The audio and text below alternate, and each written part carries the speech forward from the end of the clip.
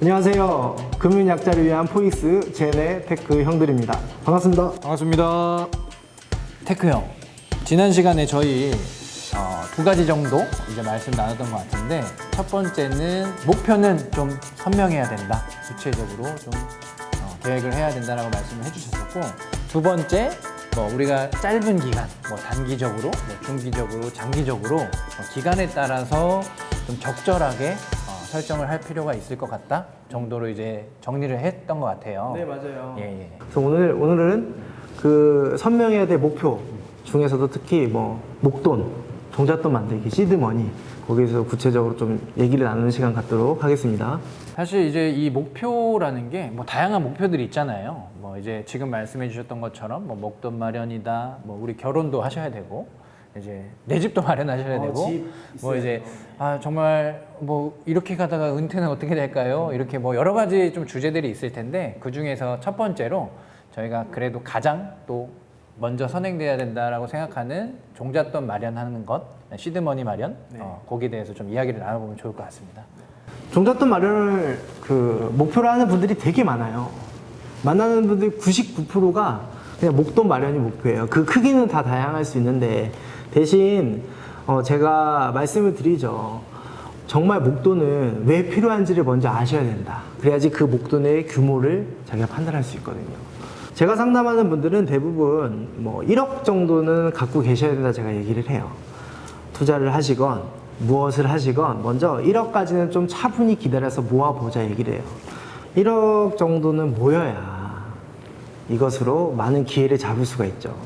투자나 저축으로 해서 1억을 모은 후에는 여러 분야에 투자를 할 수가 있어요. 부동산에도 투자를 할 수가 있고, 그리고 정말 중요한 건 위기가 왔을 때 잡을 기회가 생겨요. 남들이 다 힘들어할 때 나는 수익을 낼 수 있다는 얘기죠. 그래서 저는 1억에 좀 상징적 의미를 부여하면서 말씀을 많이 드리는 편입니다. 근데 사실 1억 만들기가 단순 계산으로 100만 원씩 모은다라고 했을 때 이제 한 7년 정도 걸리잖아요, 그죠? 네, 맞아요. 이런 식으로도 할 수 있겠죠. 예를 들어서 저희가 종잣돈이 1억 원이 모여 있어요. 모여 있다라고 사실 생각만 해도 너무 행복한데, 1억 원 정도 모여 있는 분이 이제 어떤 위기 상황에서 거기에서 20에서 30%를 좀 투자한다라고 가정해 보는 거랑, 종잣돈을 열심히 모았으나 이 규모가 한 2천만 원에서 3천만 원 정도 됐는데 이 돈을 그대로 투입한다라는 건 사실 말이 안 되잖아요. 그렇죠. 예, 그래서 저희가 종잣돈이라는 규모, 그것을 좀 1억이라는 규모로 좀 특정해서 말씀을 드리는 거는, 다양한 시도들을 하실 수 있는 좀 마중물이 되지만, 이 시도들을 했을 때 그 결과가 좀 의미 있게, 우리의 자산이 하나, 두 개 차곡차곡 쌓이다가 여기에서 5개, 10개로 올라갈 수 있는 그 시발점이 되는 것 같아요. 네, 맞아요. 그리고 실질적으로 만나는 분들 중에 종잣돈 1억을 만들어 본 분들도 많이 만나거든요. 네. 그분들이 하나같이 하는 말씀이 재밌대요. 1억부터는 재미가 있고, 이게 속도가 붙더라.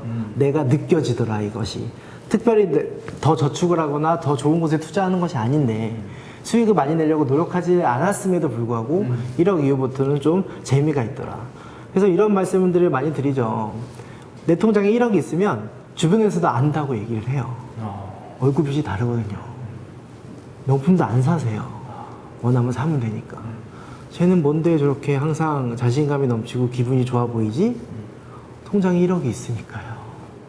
그래서 그것을 상상해 보셔야 돼요. 기분이 좀 안 좋아. 네, 경험해 봐서 아는데 1억이 어쩔 때는 훅 나가는 돈일 수도 있어요. 하지만 그래도 우리가 우리의 미래를 위해, 우리의 목표를 위해 종잣돈 1억을 딱 만드는 것은 상당히 의미가 있는 일이라고 생각하고 있습니다. 지금 자막 보시면 알겠지만 수학 공식이거든요. PV 가로 열고 1 더하기 I의 N승은 FV다. 무슨 얘기냐면 현재 가치에 이자가 붙고 거기에 복리로 N승이 되면 미래 가치가 된다는데, 많은 분들이 이 I가 이자인데 N은 복리고 이자에 관심을 많이 가지세요. 목돈 마련하는데.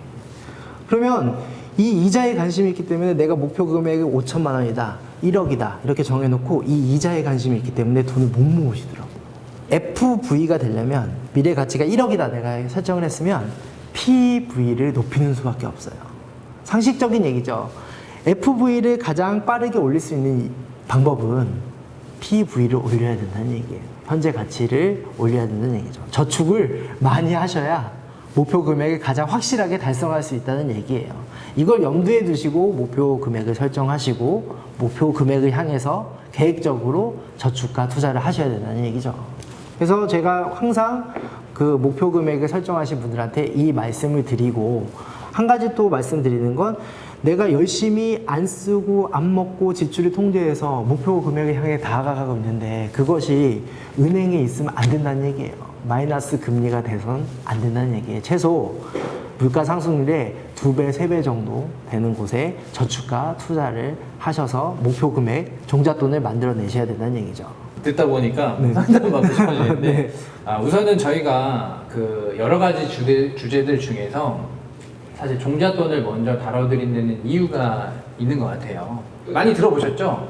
우리가 뭐 눈덩이 효과라고도 하는데, 뭐 처음에 눈을 뭉치려고 하시면 사실 잘 안 뭉쳐지고 좀 흩어지잖아요.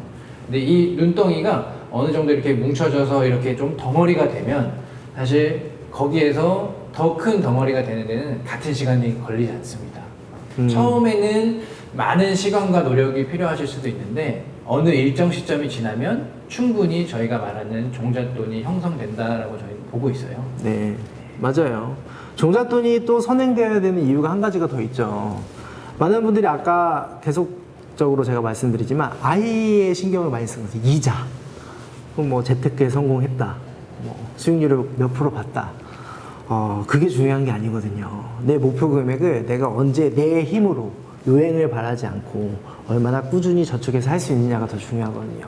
그러면 그 후에 아이를 생각하셔도 돼요.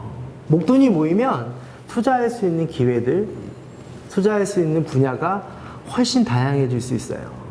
1억을 모으는 데까지 중요한 거는 뭐 이자율을 높이고 수익률을 높이고도 중요하겠지만, 그보다는 이제 먼저 저축할 수 있는 여력을 조금 더 확보하는 게 더 중요한 것 같다. 네, 말씀해 주신 것 맞습니다. 같아요. 네, 맞아요.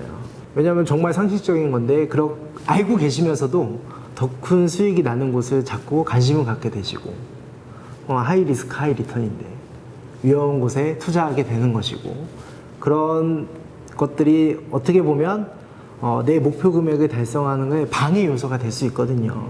이번 시간에는 저희가 이제 뭐 여러 개의 목표들이 있으실 수 있는데 그 중에서 가장 중요한 뭐 종잣돈 마련하는 것에 대해서 좀 이야기를 나눠본 것 같아요. 네. 중요한 거는 눈덩이 효과라고도 좀 표현을 했었고, 그 다음에 뭐 1억 정도 되는 규모를 좀 상징적으로 말씀드리면서 이 1억이 왜 필요한지, 이 1억이 모인 다음에 어떤 효과들을 가지고 오는지에 대해서 좀 이야기를 나눠본 것 같은데, 네, 맞습니다. 그럼 다음 시간에는 저희가 또 다른 목표 설정에 네. 대한 주제로 또 가지고 찾아뵙면 될 것 같습니다. 그러면 또 다음 시간에 그 다음 주제를 가지고 이야기 나누도록 하겠습니다. 감사합니다.